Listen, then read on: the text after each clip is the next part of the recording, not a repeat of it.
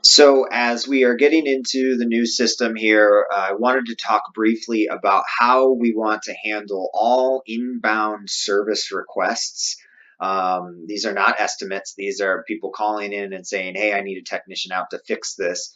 And this is whether or not it's at nighttime, on the weekends, during the day, regular hours, anytime an inbound service request comes in. And in particular, because when you're taking the call, you don't always know who is going to go on that. And so I want to give you some guidance about how to create the assignment so that we're uniformly handling all inbound service requests the same across all divisions as well: plumbing, heating, cooling, and electrical.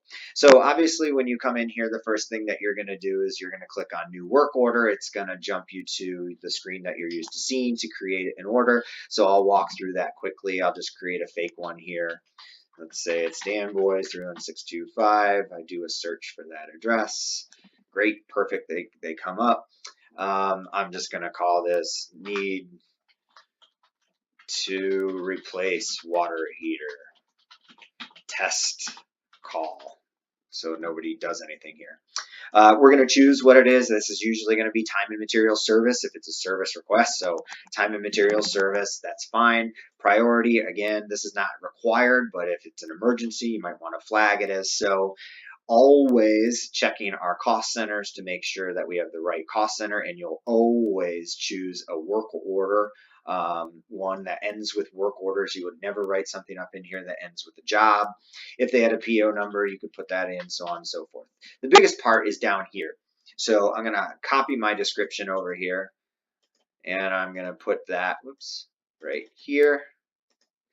And now when you have a service request and you don't know who the technician is going to be, I spoke with all of the divisions today, and here's what we'd like for you to do.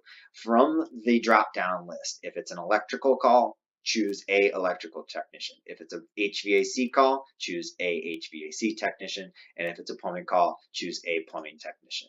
From there, very simple, choose whatever date that they want to have the work done. So let's say that they want to have this done at the 12th, and we can put it in there for 8 a.m. so that it's right at the very beginning of the day.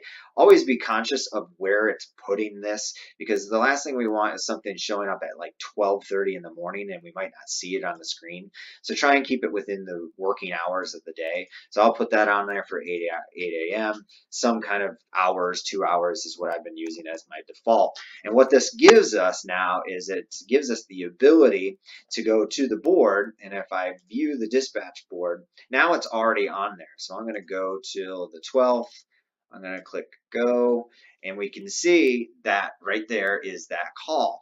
It gives us a lot more flexibility to be able to, okay, we're going to send Ben on this, or no, I'm not really sure if we are going to send Ben on this. And the other thing is we don't always have to look over here to see if it's been assigned to an actual person. So these are all the work orders that are created with assignments, but isn't actually put on the board to a specific person. And that can get confusing, and the longer this gets, you can see what happens. You lose your board up here. So I'd like to try and keep this at a minimum. We'll put it right on the board so that we can work with it from there if we needed to cancel it. And the other thing is the managers are looking at this regularly, so it'll be easier for them to get that visual of what's been created. So again, when you're doing that on your work order, down here creating the assignment, if you don't know who the technician is going to be, but you know that we are going to be sending someone, choosing a electrical technician if it's an electrical call, a HVAC technician if it's an HVAC call, and a plumbing technician. So we'll always create an assignment, and if we don't know who's going to, just choose one of those three. So great job everybody so far. Just wanted to give you some clarity as it relates to that. Thanks.